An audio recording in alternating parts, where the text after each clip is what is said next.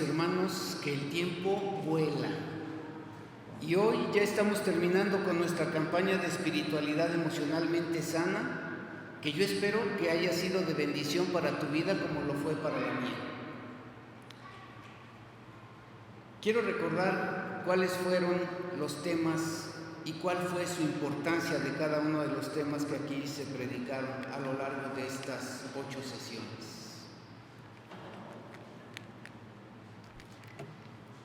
El primero, no sé si lo recuerdas, el problema de la espiritualidad emocionalmente enferma. Y pudimos ver la vida de Saúl, un hombre, como dice ahí, inconsciente y desinteresado por cultivar su relación con Dios. Este hombre desobedeció a Dios porque quiso quedar bien con el pueblo de Israel antes que con Dios y desgraciadamente sufrió las consecuencias. El segundo es conócete a ti mismo para que puedas conocer a Dios.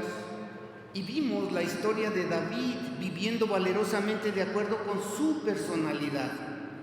No se dejó influenciar negativamente ni por su familia, ni por Saúl, ni por las circunstancias de aquel momento.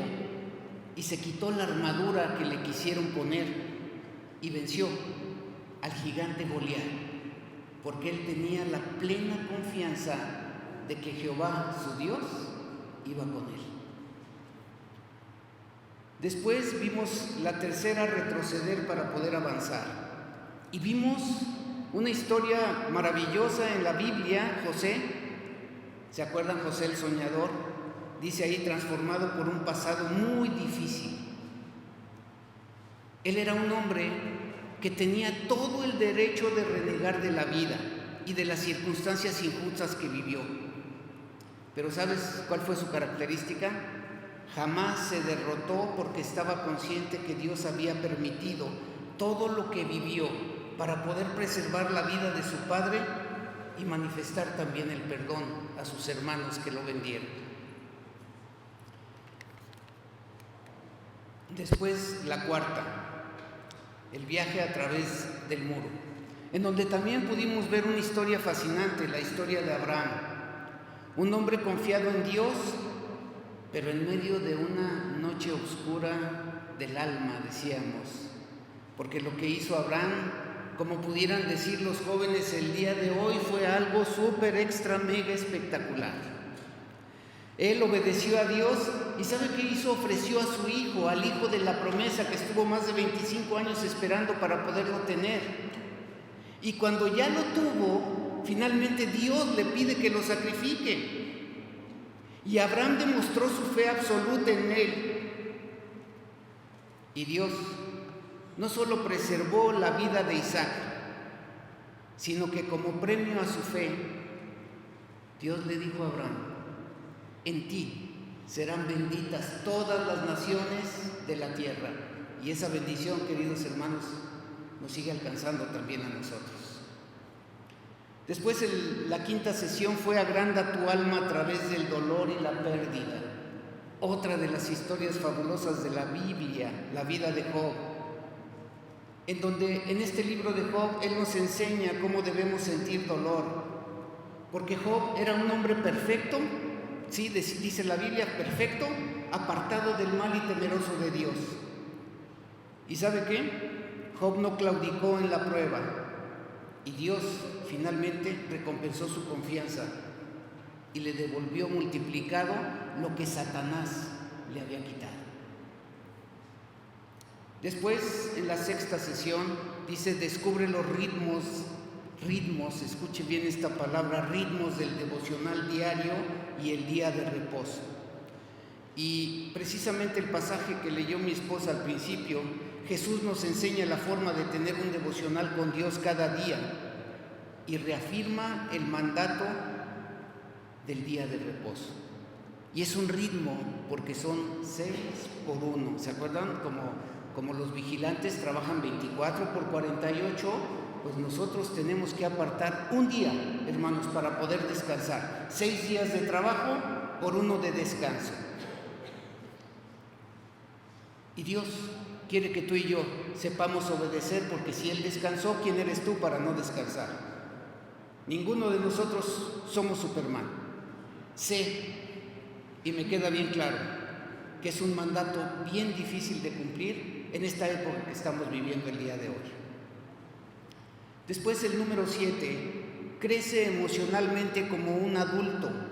Y ahí se menciona otra historia fascinante, la del buen samaritano, en donde el Señor Jesucristo, ¿verdad?, predicando, les da este ejemplo, especialmente a un escriba que le decía cuál es el mayor mandamiento. Y le dijo, pues tú los conoces, tú sabes, amar a Dios por sobre todas las cosas, con toda tu alma, con toda tu mente, con todo tu corazón, y a tu prójimo como a ti mismo. Y para quedar bien, él le pregunta, ¿y quién es mi prójimo? Y entonces le platica esta historia del buen samaritano. Y esta historia nos confronta a ti y a mí a cambiar nuestra actitud hacia los demás para poder entender lo que significa ser movidos a la misericordia y al amor hacia los demás, cumpliendo precisamente ese segundo mandamiento, que es amar a tu prójimo como a ti mismo. Y hoy estamos ya reflexionando en la última sesión. Este creo que es uno de los temas también más importantes de toda la campaña. Aprende a desarrollar una regla de vida. Y en 1 Corintios, como dice ahí, no sé si me quieras acompañar, si no te lo leo, son unas cuantas palabras, dice 1 Corintios 14:40, pero hágase todo decentemente y con orden. Y aunque tal vez alguien me podría decir, pero esto no tiene que ver con esto, porque ahí está hablando el apóstol Pablo a la iglesia, cuando le estaba diciendo, ¿hay alguien que hable en lenguas? Yo no les prohíbo que hablen en lenguas, pero si lo van a hacer, primero traigan a su intérprete. Yo digo, yo también hablo en lenguas, pero yo prefiero 3 palabras con mi entendimiento que 10,000 sin saber en qué momento voy a decir el amén. Así que si de verdad ustedes hablan en lenguas y traen a su intérprete, entonces les dice estas palabras: háganlo todo decentemente y con orden. Y esta frase me encanta porque la palabra orden en su significado original viene de la palabra taxis, así como taxis de los de allá afuera. ¿Qué quiere decir disposición? ¿Qué quiere decir buen orden? ¿Qué quiere decir concierto? Aquello que ha sido dispuesto en orden. Y también era una palabra que se utilizaba especialmente en la milicia. Y en Lucas 1:1, ¿sí?, si usted me quiere acompañar, Lucas 1:1, habla de esta misma palabra, orden. Lucas 1:1, ¿ya lo tienes? Dice, puesto que ya muchos han tratado de poner ¿en qué? En orden la historia de las cosas que entre nosotros han sido ciertísimas. Han tratado de poner en orden. Y aquí surge una pregunta. No sé cuántos habrán pensado en el orden divino de Dios. Yo lo he pensado, y más allá del orden, de verdad es que he pensado que muchas personas viven en desorden y otras personas viven en completo orden. Puede haber personas ordenadas para algunas cosas y desordenadas para otras, como yo creo que nos va pasando a la gente que vamos envejeciendo. Hay personas deseando ordenar su vida y otras que no les importa en absoluto el desorden que están viviendo. Porque aquí, como puedes ver, cuando tú llegas a tu casa y sientes esa tranquilidad y esa satisfacción porque encuentras que todo está ordenado, porque yo creo que a nadie le gusta llegar a su casa y ver el tiradero de cosas por todos lados. Entonces, si tú, ¿verdad?, estás en las redes sociales, a lo mejor hayas oído hablar de una mujer que se llama Marie Kondo. Ella escribió 4 libros y ella ha sido una mujer influencer en los medios de comunicación, porque ella escribió un libro que se llama La magia del orden. Y eso me da a entender que si ha vendido 4 millones de libros es porque la gente tiene esa necesidad de orden. Y a la gente le gusta el orden. porque a veces hemos desordenado tanto nuestras vidas que si tú has visto a veces el programa de La Magia del Orden, te darás cuenta que ha sido contratada por muchas personas que a lo mejor tienen recursos económicos para que vaya y les enseñe cómo ordenar su casa. Así que hay momentos en que no podemos tener un orden perfecto. ¿Sabe por qué? Simplemente porque somos humanos imperfectos. Otro hombre japonés también, él dijo, ¿quieres tener orden? Comienza a bautizar lugares. Y dijo, aquí, este es el lugar de los libros y ahí solamente deben de ir libros. Acá, este otro, ahí dice, este es el lugar de las llaves. Para que no te pierdas y no estés buscando por todos lados, mejor establece un lugar específico para las llaves. Un lugar específico para los zapatos, para la ropa, para los cubiertos, para la alacena. Porque tú te imaginas si, por ejemplo, tú en un solo cajón de tu cuarto pusieras toda tu ropa revuelta, ¿cómo le harías para poder encontrar algo? Y cada uno de nosotros, hermanos, y esto es lo más importante con estas metáforas que les he dado, nosotros debemos aprender a bautizar también los lugares de nuestra vida, conforme a la importancia que estos tienen para poder diseñar nuestra propia regla personal de vida. Hoy tú puedes encontrar en internet varias reglas de vida que la gente se ha propuesto. Y hay muchos ejemplos de reglas de vida que algunas personas se propusieron a lo largo del tiempo y que suenan bien, pero no te van a llevar al propósito de Dios.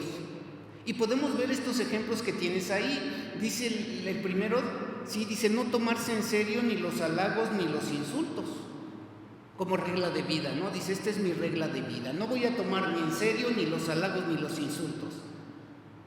Bueno, pues a lo mejor tú podrías establecer una regla de vida con base en lo que la palabra de Dios dice. Y yo le diría, bueno, pues yo también podría poner una frase y es bíblica.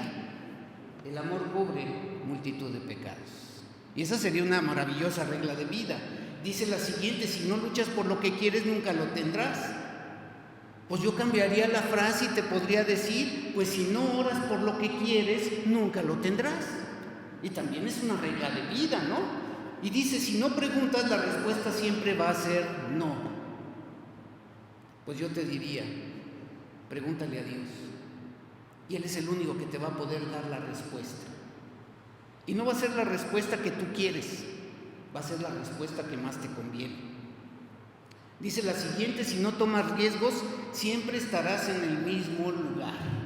Bueno, tiene razón, ¿no? Finalmente la Biblia dice, esfuérzate y sé valiente, le decía Josué, porque tú vas a tomar la tierra prometida. Si no te esfuerzas y eres valiente, pues no la vas a poder tomar. Así que el mundo, ¿verdad?, tiene sus propias reglas, pero también nosotros podemos tener las nuestras. Aquí están otros ejemplos. Dice, lucha siempre por lo que quieres. La pregunta es si tú también estás luchando y cómo es que luchas, porque si lo haces en tus propias fuerzas, pues seguramente vas a salir derrotado. Pero si vas como David, diciendo, tú vienes a mí, ¿verdad?, con espada y con lanza, pero yo vengo a ti en el nombre de Jehová de los ejércitos. Y le dijo, yo voy a cortar tu cabeza. Y así fue, ¿no? Dice el siguiente, aprende a valorar lo que posees. Pues yo te digo, pues la Biblia dice, vive en contentamiento, ¿sí? Y decía Pablo, he aprendido a vivir en escasez, pero también he aprendido a vivir en abundancia. Y dice más adelante, pero todo lo puedo, ¿en quién? En Cristo que me fortalece. Y dice el siguiente, conserva con amor lo que tienes. Pues la Biblia dice, da gracias a Dios en todo. Y luego dice este otro, no trata de olvidar lo que te duele. Pablo decía, dejando lo que está atrás, prosigo a la meta, al supremo llamamiento que es en Cristo Jesús. Y también dijo, por nada estés afanoso, sino sean conocidas tus peticiones delante de Dios. Y dice la siguiente, y sobre todo, busca disfrutar con los que realmente te quieren. Finalmente, hermanos, cada uno de nosotros entendemos que debemos de amar a las personas, incluso hasta a nuestros enemigos. Y bueno, en cuanto al disfrute lo vamos a ver un poquito más adelante. Así que, ¿cuál es la propuesta para ti esta mañana? Haz una lista de las prioridades en tu vida que debes ordenar. Y te voy a decir algo, querido hermano, vas a tener una vida menos estresada. Por ello, hoy veremos cómo desarrollar una regla de vida. Para nosotros, queridos hermanos, una regla de vida simplemente es un plan intencional y consciente para poder mantener a Dios en el centro de lo que tú y yo hacemos. ¿Para qué? Para que de manera intencional prestemos atención y recordemos a Dios en todo lo que hacemos. El punto de partida y fundamento de cualquier regla es el deseo de poder estar con Dios y amar. Hoy tal vez muchos dijeron, no, pues está el calor muy fuerte, mejor me quedo en casa, mejor me meto a la alberca, ¿no? Ese es el punto. Aquí hay un desafío para cada uno de nosotros. La mayoría de los cristianos no son intencionales, sino más bien son funcionales. ¿Por qué? Porque viven en automático. Horarios saturados, listas de actividades interminables, trabajo, familia, ruido constante, bombardeo de información y más ahora en este tiempo de campaña que estamos viviendo. Durante este tiempo la ansiedad y el estrés nos mantiene acelerados en un ritmo que ni tú ni yo sabemos cómo disminuirlo. La realidad, sin embargo, es que cada persona posee una regla inconsciente para poder desarrollar su vida espiritual. Sin embargo, nuestras prácticas espirituales de hoy no son suficientes, que te quede bien claro.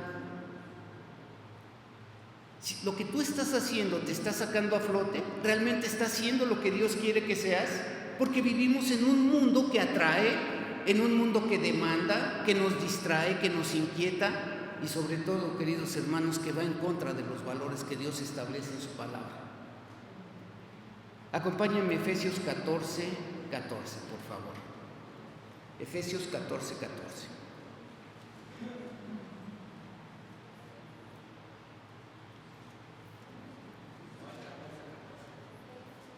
Perdón, 4:14, discúlpenme, 4:14. ¿Ya lo tienes? Dice, fíjense bien. Este es bien importante, dice, para que ya no seamos, ¿qué? Niños, para que ya no seas niño fluctuante. ¿Qué es un niño fluctuante? Un niño caprichoso que cambia continuamente, ¿sí? Dice, para que ya no seamos niños fluctuantes.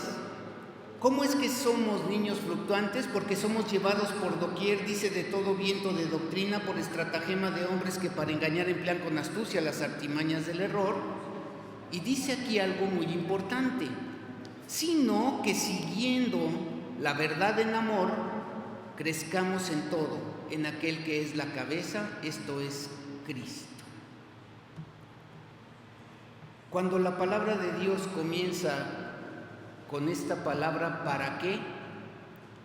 Es porque hay algo atrás que Dios te quiere decir.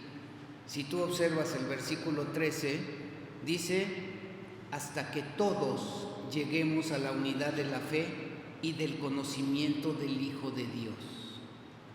Que todos lleguemos a la unidad de la fe, que tu fe sea similar a la mía y que lo que yo conozco de Dios también tú lo conozcas. Que conozcas a este varón perfecto, dice aquí, a la medida de la estatura de la plenitud de Cristo. Y entonces sí, ahora sí, cuando se logre eso, yo siempre les he dicho, para mí, este es el fundamento de la iglesia. El anhelo, yo creo que de todos los pastores, es que todos lleguemos a la unidad de la fe y del conocimiento de Cristo. Pero hay gente que sigue siendo bebé en Cristo, como lo vimos en una de las predicaciones, porque no se esmera para poder conocer a Cristo. El Señor Jesucristo, en la oración más hermosa que tiene la Biblia, en el capítulo 17 de Juan, Él dice, y esta es la vida eterna, que te conozcan a ti y a Jesucristo a quien tú has enviado. La pregunta es, ¿qué tanto conoces al Dios en el que tú dices que le amas? ¿Qué necesitamos, hermanos? Necesitamos luchar contra la fuerte corriente. Pero si tú no tienes un ancla, ¿sí? ¿Te acuerdas? Hay barcos que están en medio de una tormenta y tienen que bajar el ancla. Porque si no, el viento los empieza a azotar por todos lados, pero el ancla les permite que queden en ese lugar. ¿Cuál es el ancla que tú tienes? Yo te digo, nuestra ancla es nuestra regla de vida. Esa es nuestra ancla, la regla de vida. Porque si al final nos encontramos sin rumbo, distraídos y estancados espiritualmente, no vamos a poder continuar y seguir adelante. Porque es indudable que la mayoría de las personas, escucha bien, viven la espiritualidad de otros. Creen que porque ya oyeron o recibieron un devocional o una frase bonita que hizo otra persona, ya les cuenta como propio. Y no es así.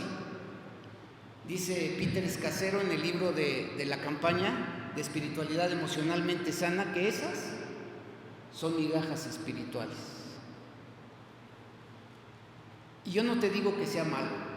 Yo mismo mando una reflexión diaria sobre lo que leí en el día, pero esa es mía. Tú necesitas hacer la tuya. Yo te estoy tratando de facilitar el trabajo para que lo entiendas, pero tú tienes que hacer tu propio devocional. Pero la mayoría de los cristianos hablan de la oración y no oran. La mayoría de los cristianos piden oración y no oran. Te quiero decir que el viernes tuvimos aquí una reunión con las iglesias de aquí, de este municipio de Yautepec, al que pertenece nuestra iglesia cristiana, y esta iglesia estaba llena hasta el tope. 14 pastores vinieron a este lugar con algunos miembros de sus iglesias y tuvimos una hermosísima reunión de oración y alabanza.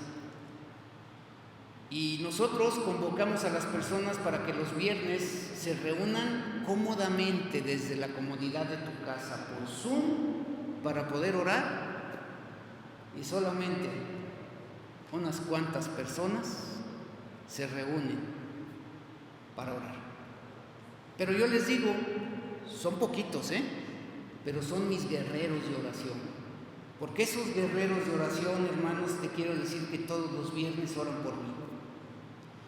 Y esos guerreros de oración que también oran por las peticiones que tú pides, es lo que sostiene a nuestra iglesia. Son poquitos, pero ahí están, al pie del cañón. Muchos cristianos conocen la Biblia como la palabra de Dios, pero tienen una idea vaga de lo que contiene. Nuestros propósitos para nuestros hijos poco se diferencian de aquellos que no conocen a Dios. Como el mundo, nosotros también clasificamos y distinguimos a las personas de acuerdo con su educación, con su belleza, con su riqueza, con su popularidad. Todos, queridos hermanos, necesitamos de un plan, de una regla de vida para nuestra vida espiritual. Desarrollar una regla de vida es poder comenzar a vivir nuestras propias vidas, y para ello te comparto estos 11 posibles elementos que te pueden ayudar a ti a poder vivir tu propia regla de vida. Son 11, y no pretendo como pastor que cada uno de ustedes salga este día por esa puerta y que pueda establecer como regla de vida estos 11 propósitos, ¿no? Yo te podría decir, y te lo voy a decir al final, usa 2, 3 o 4 para poder empezar, pero tú tienes que tener una regla de vida. Y la primera son las Escrituras. Número 1, las Escrituras. Dios nos habla por medio de su palabra a través de ella. Y deberás hacer un estilo de vida, el acudir a ella por lo menos 6 o 7 veces a la semana. Por eso nosotros mandamos cada día lo que hay que leer cada día. Acompáñenme a Santiago 1:21, por favor.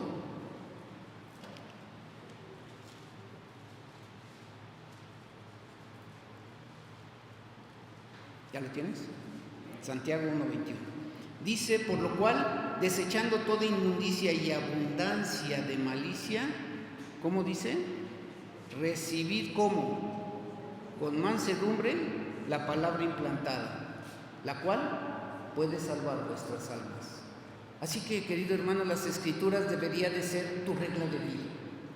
Es así, de verdad, no cambia, debería de ser tu regla de vida todos los días. Segundo propósito o regla de vida para tu vida, el silencio y la soledad.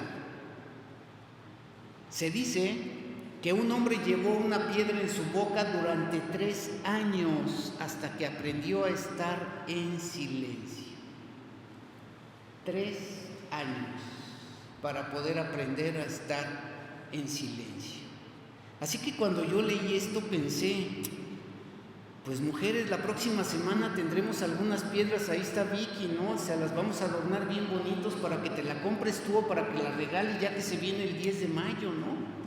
Y a lo mejor, porque ya estamos ahorita pensando hacer raspados, le podemos poner saborcito, ¿no?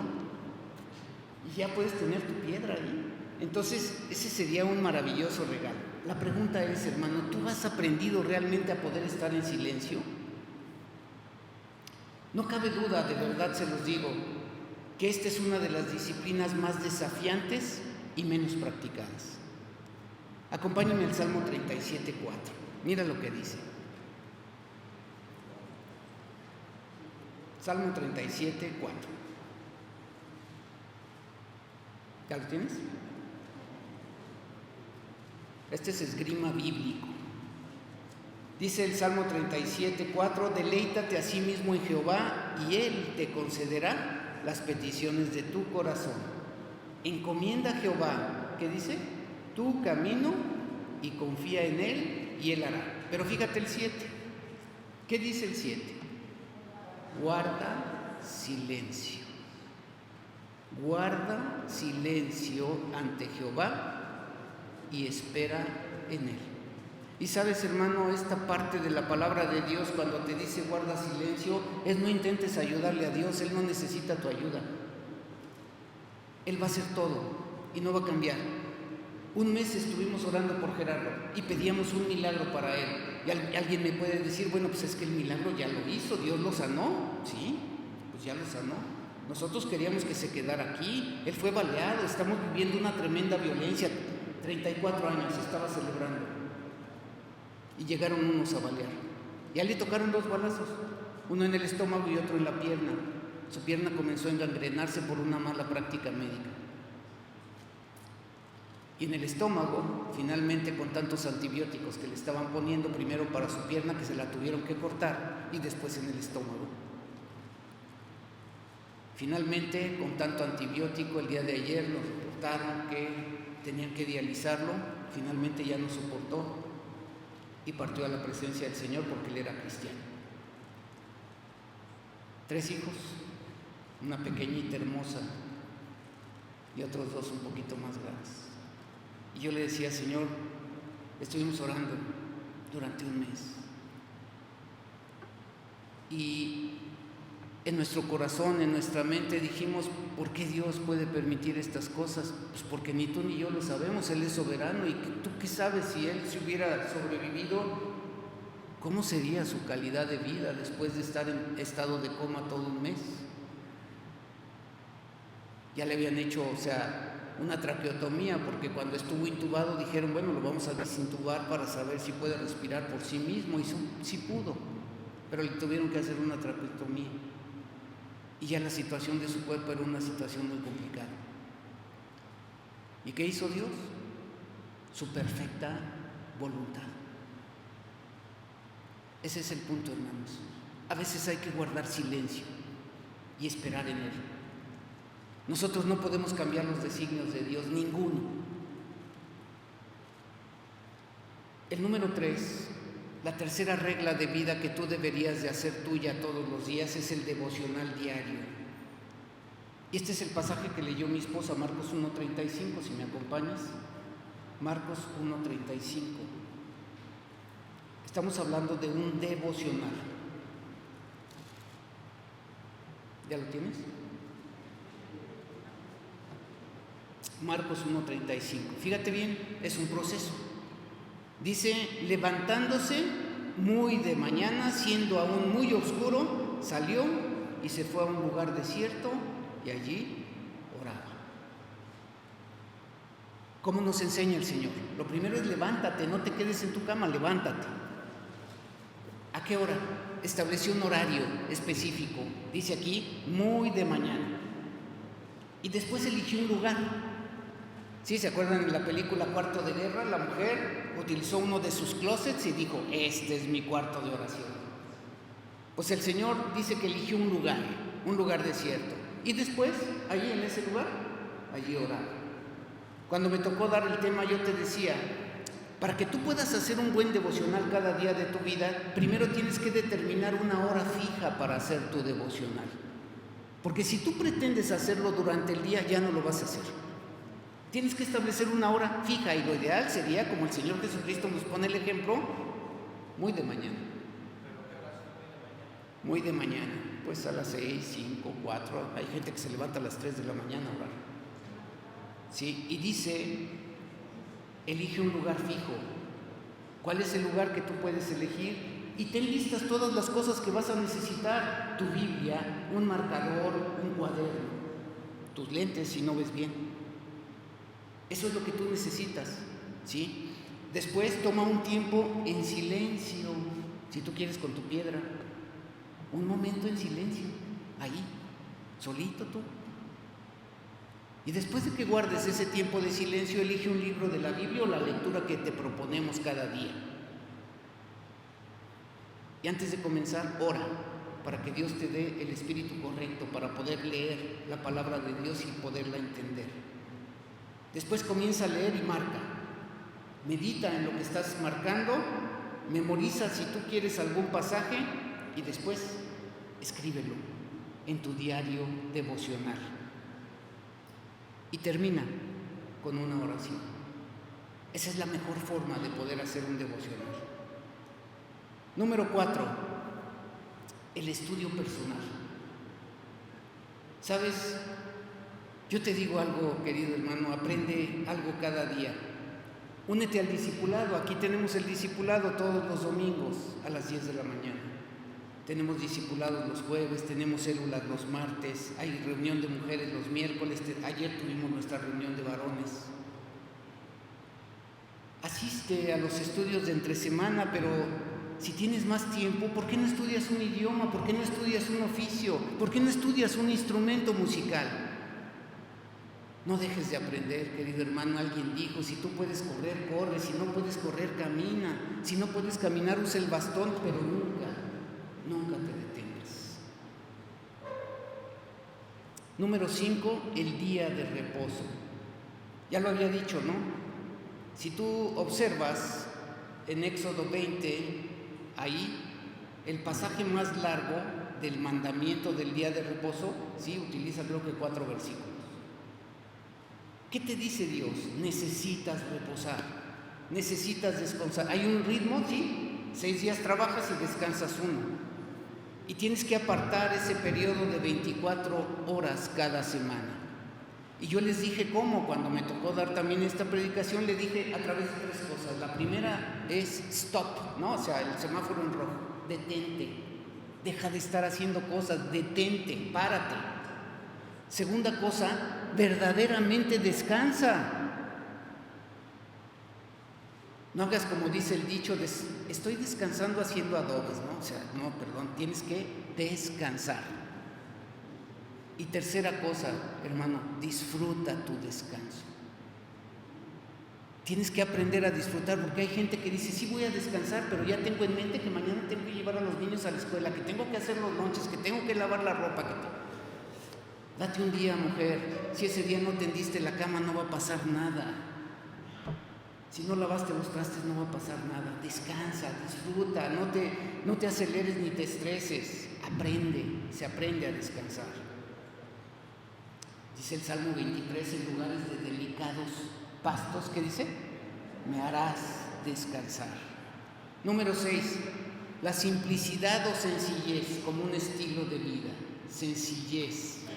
El tema principal aquí es hacer a un lado las distracciones y permanecer libres de toda atadura. El activismo y la saturación de actividades al tiempo nos provoca estrés.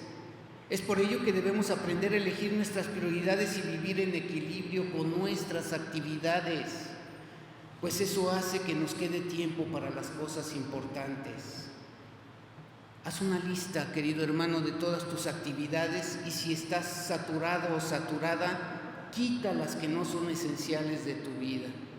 Yo podría decir más cosas, porque hay gente que solita se pone actividades y cuando tenemos niños pequeños queremos meterlos al karate, a la danza, queremos meterlos al fútbol y queremos meterlos a 1000 cosas. Y llega un momento en que la mamá no tiene tiempo. Y entonces uno le dice, ¿por qué estás tan enojada? Pues ya sabe por qué. Acompáñame a Hebreos 12:1 y escucha con atención esta hermosa palabra. Hebreos 12:1 dice: por tanto nosotros también, teniendo en derredor nuestro tan grande nube de testigos, fíjate lo que dice, despojémonos de todo peso y del pecado que nos asedia y corramos con paciencia la carrera que tenemos por delante. Si tu activismo te está impidiendo poder seguir adelante en la carrera de tu vida como cristiano y cristiana, entonces tienes que aprender a despojarte. ¿Qué es lo que te está deteniendo? ¿Cuáles son los lastres que te están impidiendo que tú continúes y sigas adelante? Hay gente que es adicta al trabajo y tiene que aprender a descansar. Y tiene que aprender que tiene una familia. Y tiene que aprender que tiene hijos que tiene que atender. Porque la responsabilidad del hogar no solo es de la mujer, también es del varón. Y el número 7, importantísimo, el juego y la recreación. Tienes que tener un estilo de vida, de aprender a descansar y divertirte. La clave aquí es dedicarse a actividades que son puras, saludables y que te ayuden a respirar vida. Muchos cristianos en particular carecen de diversión. A veces muchas personas piensan que el ser cristiano es una serie de reglas, de prohibición. No puedes oír música del mundo, no puedes bailar, no puedes tomar, no puedes hacer esto. No es cierto, hermanos. La Biblia es clara, todo te es lícito, pero no todo te conviene. Todo te es lícito, pero no debes dejarte dominar por nada. Quizá cada uno de nosotros pudiéramos haber crecido en familias que no acostumbraban la diversión o el descanso. No había una recreación como parte de su vida. Pero el hecho de que tú hayas crecido en una familia así no quiere decir que tengas que seguir atado. Tú tienes que hacer cambios en tu vida y aprender también a divertirte. Pero necesitas planear y necesitas organizar. Dice Eclesiastés 3:1, no lo busques para que no pierdas tiempo. Dice, todo tiene su tiempo, ¿sí? Todo tiene su tiempo. Y todo lo que se quiere debajo del sol tiene su hora. Y bueno, ahí te menciona una serie de cosas: tiempo de vivir, tiempo de morir, tiempo de trabajar, tiempo de descansar, tiempo de llorar, tiempo de reír, etcétera, etcétera, etcétera. Pero hay otra parte, no, mejor sí búscalo, Eclesiastés 3:11, este sí búscalo. Eclesiastés 3:11, este me encanta.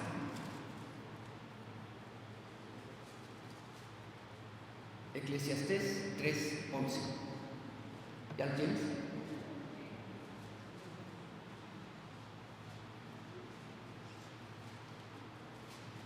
Muy bien. Dice Eclesiastés 3:11. Todo lo hizo hermoso en su tiempo y ha puesto eternidad en el corazón de ellos, sin que alcance el hombre a entender la obra que ha hecho Dios desde el principio hasta el fin. Finalmente, dice que Dios puso eternidad en tu corazón. Sabemos que tú y yo somos seres espirituales que no mueren, somos eternos. Y dice que para nosotros como seres humanos nos es muy difícil entenderlo. Pero lo que dice el versículo 12 dice: yo he conocido que a esos que no logran todavía entender la grandeza y magnificencia de Dios, dice, yo he conocido que no hay para ellos cosa mejor que, ¿qué dice? alegrarse, alégrate y hacer bien en su vida. Así que hacer bien en tu vida no quiere decir que tengas una adicción a las drogas o al alcohol. Si tú quieres hacer bien a tu vida, esas son las cosas que tienes que quitar de tu vida. Si eres adicto a la comida, también necesitas quitar la glotonería de tu vida. Y dice el versículo 13, que se los he dicho en varias ocasiones a mis hermanos, y también que es don de Dios, que todo hombre, ¿qué dice?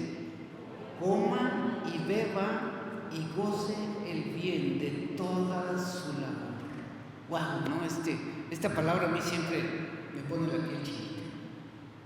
Es un don de Dios, disfrutar el fruto de tu trabajo. Esa es una maravilla. Entonces, eso es lo que la palabra de Dios te dice, y que tienes que hacerlo como un estilo de vida. Después viene el 8, que tú podrías también hacer parte de tu plan de vida: el servicio y la misión. Por eso ahí está el botecito, ¿no?, del peso misionero que estamos ahorita pidiendo para nuestra misión de Villa Nicolás. Aquí la pregunta es: ¿de qué manera Dios me invita a servirlo en esta etapa de mi viaje?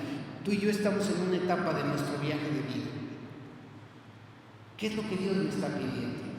¿Cómo puedo usar mi tiempo, mis talentos, mis recursos y mis dones para con otros? Cada iglesia y comunidad tiene numerosas oportunidades para servir. En la escuela infantil, haciendo talentos, visitando enfermos, en la alabanza, como maestros en una célula, visitando misiones, o simplemente, querido hermano, orando y ofrendando para los misioneros. Son formas de servir.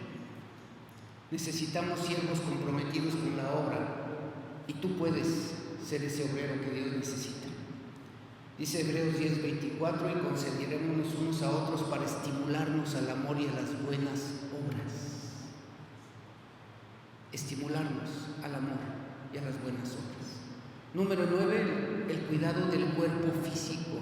Tu cuerpo tiene que ser también un estilo de vida para ti, un plan de vida. Muchos de nosotros no cuidamos el cuerpo que Dios nos dio. El cuidar tu cuerpo puede ser tan espiritual como poder orar, poder leer la Biblia y poder hacer un devocional. ¿Qué quisieras incluir en tu regla de vida acerca, por ejemplo, del ejercicio? ¿Y de qué de tus hábitos de alimentación? ¿O qué de tus hábitos de trabajo? Tienes que aprender a poner límites. La pregunta es si estás comiendo una dieta balanceada, sana y nutritiva. Te pregunto, querido hermano, hermana, ¿descansas y duermes adecuadamente? Dice 1 Corintios 6:19: ¿o ignoráis que vuestro cuerpo es templo del Espíritu Santo, el cual está en vosotros, el cual tenéis de Dios y que no sois vuestros?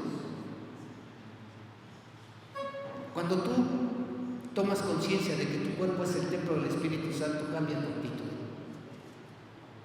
Y debe de cambiar. Número 10, la salud emocional. Prestar atención a mis sentimientos ayuda a mi salud emocional.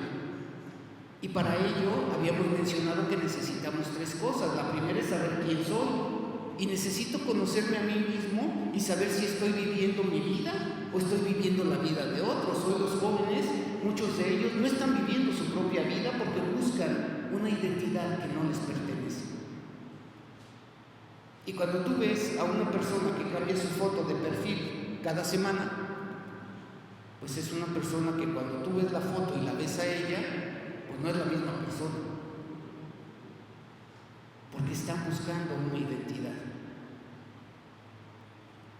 ¿Y saben por qué? Porque la corriente del mundo ha extraviado mi identidad y me ha puesto una máscara que me impide ver quién soy realmente. Y considerar mi línea de la vida.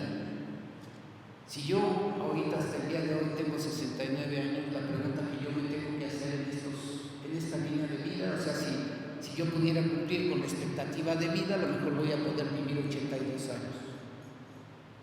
Pero en estos 69, en esta línea de vida, me tengo que preguntar, y te tienes que preguntar: ¿he sido feliz?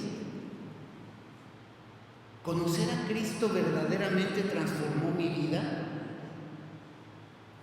Si yo muriera hoy, ¿las personas que me rodean sentirían mi muerte?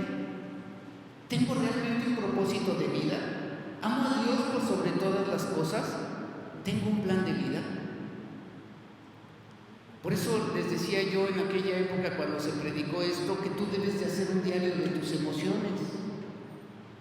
Y tú tienes que decir, querido hermano, son las 6 de la tarde y no sé por qué estoy triste y me dan ganas de llorar. Anótalo. Hay situaciones que cada uno de nosotros vivimos en el pasado que están saliendo a relucir en el presente, porque no he todavía terminado con situaciones que viví de niño.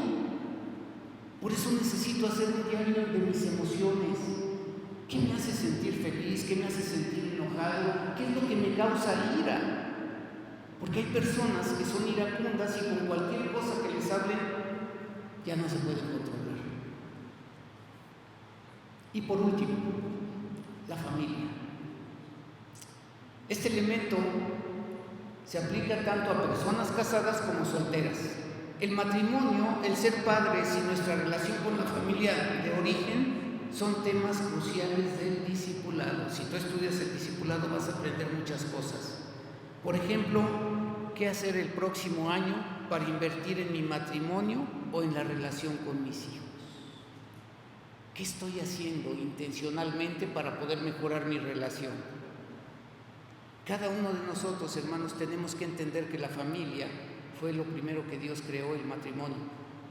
Así que cada uno de nosotros necesitamos entender que necesitamos dedicarle tiempo a nuestra familia. Así que ahí está el resumen de las 11 cosas. De estas 11 cosas, si tú observas, hay unas que están escritas en rojo. Yo te diría, como pastor, esas que están en rojo sería maravilloso que las pusieras en tu plan de vida a partir de ya. Una de ellas es las escrituras, leer todos los días la Biblia, hacer un devocional, y después ahí dice el cuidado de tu cuerpo y la familia. Empieza con esas y ya después puedes seguir añadiendo las demás. Así que elige algunas de ellas y comienza a hacer tu plan de vida. ¿Por qué? Porque estos propósitos van a ser los que van a caracterizar tu vida espiritual a futuro. Y yo sí te diría, no te desesperes, porque como dice el dicho, Roma no se hizo en un día. Esto es un proceso de intencionalidad y resiliencia. Tú tienes que adaptar a tu nueva vida, pero no pensando en el plan de vida que propone el mundo, sino en el plan de vida que propone Dios para ti. Tu manera de actuar debería de ser diferente a la del mundo, y el amor de Cristo debe de llegar a ti antes que todo. Los seres humanos tenemos la mala costumbre de valorar algo cuando no lo tenemos. Valoramos el dinero cuando nos falta, valoramos el tiempo cuando estamos muriendo y valoramos a la familia cuando la perdimos. Valoramos el frío cuando hace calor y deseamos que haga calor cuando hace frío. Solamente cuando recibimos el golpe bajo de la prueba, como Job, es cuando dejamos de posponer las cosas de la vida para después y tomamos cartas en el asunto, en esas llamadas de atención de Dios. Vivimos de recuerdos del pasado y anhelamos un futuro que ni sabemos siquiera si lo vamos a vivir. Y vivimos el presente como si nos encontráramos en una prisión sin salida. Nos quejamos de nuestros hijos pequeños y luego cuando crecen deseamos que vuelvan a ser niños. Vivimos discutiendo con nuestros padres y luego cuando mueren anhelamos con todo nuestro ser poder retroceder el tiempo y darles tan solo un abrazo más. Nos quejamos de todo lo que nos falta y nos olvidamos de disfrutar lo que nos sobra. Nos enfocamos en las bendiciones que Dios nos da para luego olvidarnos de las bendiciones, más bien para luego olvidarnos del Señor de las bendiciones. Nos cuesta entender que el ayer ya pasó y que el futuro es incierto y que solamente nos queda vivir el aquí y el ahora y sembrar lo mejor que tengamos, confiando en que vamos a cosechar lo mejor después. La pregunta es, queridos hermanos, ¿por qué esperar para poder decir te amo? ¿Por qué guardarte la sonrisa o un abrazo o un beso? A ver, sonríele al que está a tu lado, por favor. Sonríele. ¿Por qué no pedir perdón? ¿Por qué no reconciliarme con quien estoy distanciado o distanciada? No pensamos que se nos puede acabar el tiempo. ¿Sabe hasta cuándo? Hasta que se nos acabe. No pensamos que podemos perder algo hasta que lo perdemos. No pensamos que vayamos a morir hasta que ya estamos muriendo. La pregunta es, ¿por qué no mejor disfrutar del sol cuando está brillando? Muchos se quejan de este clima y yo lo amo. Así que, otra pregunta, ¿por qué no dejar que la lluvia nos moje? ¿No se dan cuenta que Dios abrió la regadera a lo mejor para poder lavarte? Y un amigo decía, no, cuando llueve yo me salgo a ver si se me lava la sal. ¿Por qué no reír cuando estamos felices? ¿Y por qué no llorar cuando estamos tristes?